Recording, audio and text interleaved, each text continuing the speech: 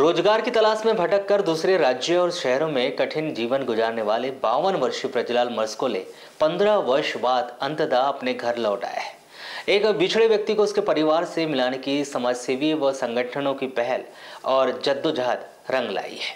मंगलवार को Gondia railway station से 4 पहिया वाहन से सर्व समाज के लोगों ने ब्रजलाल का फूल मालाओं से वहां जाकर स्वागत किया। इस दौरान ब्रजलाल के भाई लाल सिंह भी मौजूद रहे। इसके बाद वह नक्सल प्रभावित पाथरी के ग्राम लहंगा कनार के सोमटोला पहुंचे, जहां ब्रजलाल को देखते ही स्वजनों की आंखों से आंसू छलक पड़े। बता दें कि जब सालों तक ब्रजलाल घर नहीं लौटे थे, तब उन्हें स्वजनों ने समझकर 13वीं का कार्यक्रम तक कर दिया था, लेकिन ईश्वरीय चमत्कार की तरह वह आज अपने घर लौट आए हैं। समाजसेवी भवन कुराम ने भी बताया कि 15 वर्ष पहले ब्रजलाल गांव के 6-7 लोगों के साथ नागपुर महाराष्ट्र रोजगार के लिए गया था, लेकिन वहां वह भटक गया। शिक्षित न होने के कारण वह अपनी पहचान नहीं बता सकता था, सिर्फ वह अपने गांव का नाम जानता था। भटकते भटकते वह केरल पहुंच गया, जहां उसने सुपारी के खेतों में काम किया, नारियल पानी बेचा। उसके बाद वह हावड़ा, फिर मसूरी, दिल्ली जैसे शहरों तक पहुंच गया। जब वह झारखंड के जमशेदपुर पहुंचा, तब वहां के सामाजिक कार्यकर्ताओं की ब्रजलाल पर नजर पड़ी, जिसने उसके गांव के पते के बारे में पूछा और हमारे संगठन से संपर्क किया। 15 साल के बाद बालाघाट आए हैं, कैसा लग रहा है? कहाँ चले गए थे आप इतने वर्ष? क्यों? ऐसे कमाने खाने। तो फिर कहाँ चले गए थे उसके बाद? उसके बाद रात में उतर गई लेटरिन लग गया था। खाली दूसरे ऐसे उतर गया, कमर भूला गाड़ी लग गया। फिर मैंने तो 3 दिन का बाद रुक के देखा गाड़ी नहीं है, चल गया मैं उधर। कहाँ गया था? दिल्ली केरला जिला। फिर अभी कैसे याद आ गए घर की? भाई चाचू ढूंढे उन लोगों ने? फिर कैसे संपर्क हुआ आपका इनके साथ? अच्छा, अब तो कहीं नहीं जाओगे, अब घर में रहोगे।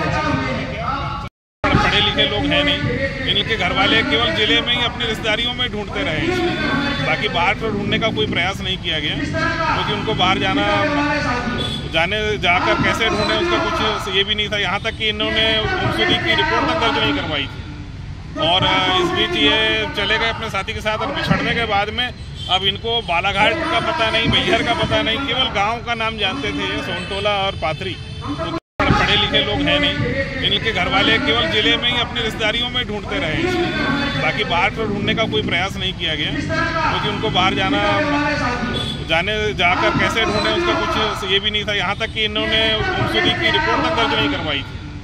और इस बीच ये चले गए अपने साथी के साथ, और बिछड़ने के बाद में अब इनको बालाघाट का पता नहीं, मैहर का पता नहीं, केवल गांव का नाम जानते थे, सोमटोला और पाथरी, उतना ही जानते थे आजू बाजू का, लेकिन उस आधार पे तो इन्हें दूसरे प्रदेश वाले सर्च नहीं कर सकते थे।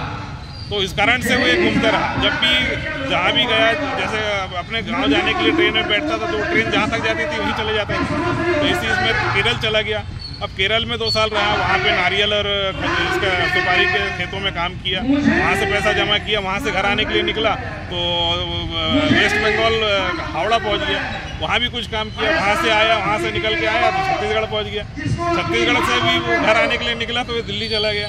तो ऐसे करते करते फिर वापस वो झारखंड पहुँचा, और झारखंड में जब इसकी स्थिति बहुत ख़राब हो गई थी, तो फिर पैदल ही कलकत्ता हाईवे है वहाँ से, तो उस कलकत्ता हाईवे से पैदल जा रहा था। तो वहाँ पे वहाँ के जो सामाजिक कार्यकर्ता हैं उन लोगों ने इसको रेस्क्यू किया, और इसकी थोड़ा बीमार भी था, तो इसके कहना चाहिए इसका इलाज करवाया, इसको फिर रहने खाने के लिए उसकी व्यवस्था कर दी गई।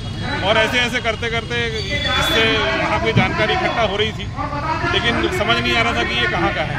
तो जो हमारे साथ में राष्ट्रीय मंचों में जुड़े हुए हैं, राष्ट्रीय सामाजिक कार्यकर्ता हैं, फिर उन लोगों ने इसकी जाति के आधार पे इसने बैगा बताया होगा, तो बैगा तो छत्तीसगढ़ और मध्य प्रदेश में है, तो उस हिसाब से फिर वो हम लोगों से संपर्क हुआ, और हम लोगों ने फिर इसकी फ़ोटो और इसका नाम से उसको वेरीफाई उनके गांव से करवाया।